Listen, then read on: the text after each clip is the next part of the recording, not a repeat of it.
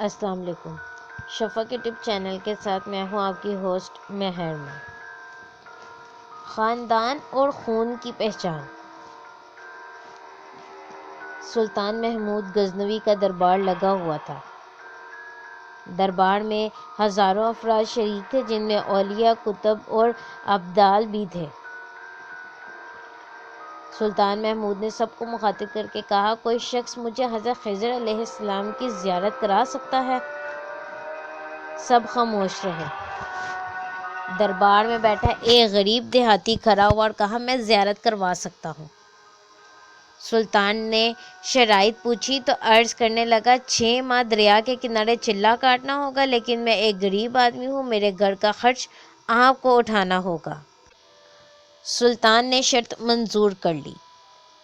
اس شخص کو چلے کے لیے بھیج دیا گیا اور گھر کا خرچ سلطان کے ذمہ ہو گیا۔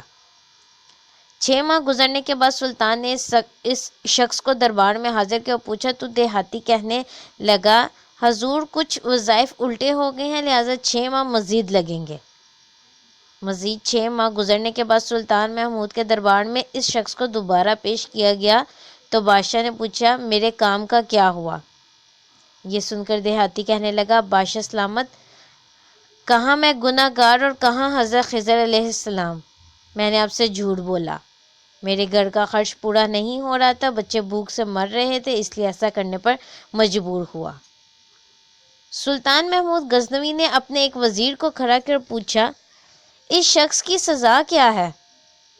وزیر نے کہا، سر، اس شخص نے بادشاہ کے ساتھ جھوٹ بولا ہے، لہٰذا اس کا گلا کاٹ دیا جائے۔ دربار میں ایک نورانی چہرے والے بزرگ بھی تشریف فرما تھے، کہنے لگے، بادشاہ سلامت، اس وزیر نے بالکل ٹھیک کہا۔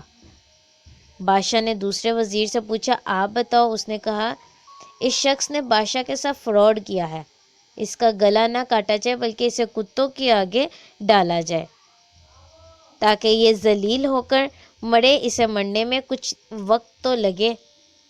دربار میں بیٹھے اسی نورانی چہرے والے بزرگ نے کہا، بادشاہ سلامت، یہ وزیر بالکل ٹھیک کہہ رہا ہے۔ سلطان محمود غزنوی نے اپنے پیارے غلام ایاز سے پوچھا، تو کیا کہتا ہو؟ تم کیا کہتے ہو؟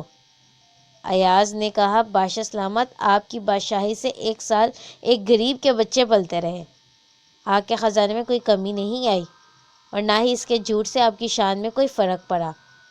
اگر میری بات مانے تو اسے معاف کر دیں، اگر اسے قتل کر دیا تو اس کے بچے بھوک سے مر جائیں گے۔ ایاز کی یہ بات سن کر محفل میں بیٹھا وہی نورانی چہرے والا بابا کہنے لگا، ایاز بالکل ٹھیک کہہ رہا ہے۔ سلطان محمود غزنوی نے اس بابا جی کو بلایا اور پوچھا، آپ نے ہر وزیر کے فیصلے کو درست کہا، اس کی وجہ مجھے سمجھ نہیں آئی۔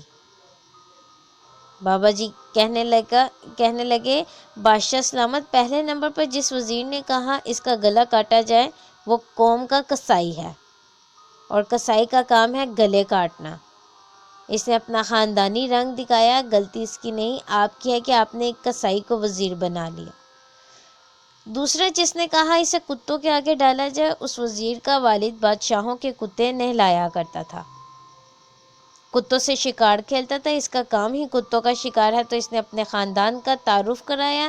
آپ کی غلطی یہ ہے کہ ایسے شخص کو وزارت دی، جہاں ایسے لوگ وزیر ہوں وہاں لوگوں نے بھوک سے ہی تو مرنا ہے۔ اور تیسرا، ایاز نے جو فیصلہ کیا تو سلطان محمود سنو، ایاز سید زادہ ہے۔ سید کی شان یہ ہے کہ سید اپنا سارا خاندان کربلا میں ذبح کرا دیتا ہے مگر بدلہ لینے کا کبھی نہیں سوچتا۔ سلطان محمود اپنی کرسی سے کھڑا ہو جاتا ہے اور ایاز کو مخاطب کر کے کہتا ہے، ایاز، تم نے آج تک مجھے کیوں نہیں بتایا کہ تم سید ہو؟ ایاز کہتا ہے، آج تک کسی کو اس بات کا علم ہی نہ تھا کہ ایاز سید ہے، لیکن آج بابا جی نے میرا راز کھولا، آج میں بھی ایک راز کھول دیتا ہوں۔ اے بادشاہ سلامت، یہ بابا کوئی عام ہستی نہیں، یہی حضرت خضر علیہ السلام ہے۔ سبحان اللہ۔ یہ تھے اللہ کے نیک بندے جو محفل میں رہتے ہوئے بھی کسی کو یہ پتہ نہیں کرنے دیتے تھے یا چلنے دیتے تھے کہ آخر اصل میں وہ ہیں کون۔ اپنی پہچان چھپانا ہی اللہ کے نیک بندوں کا کام ہے۔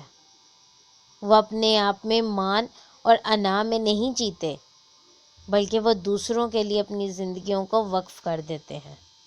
اللہ پاک ہم لوگوں کو بھی ہدایت عطا فرمائے، آمین۔ اس طرح کی مزید اسلامی ویڈیوز سننے کے لیے ہمارے چینل کو لائک اور سبسکرائب کرنا مت بھولیں۔ شکریہ۔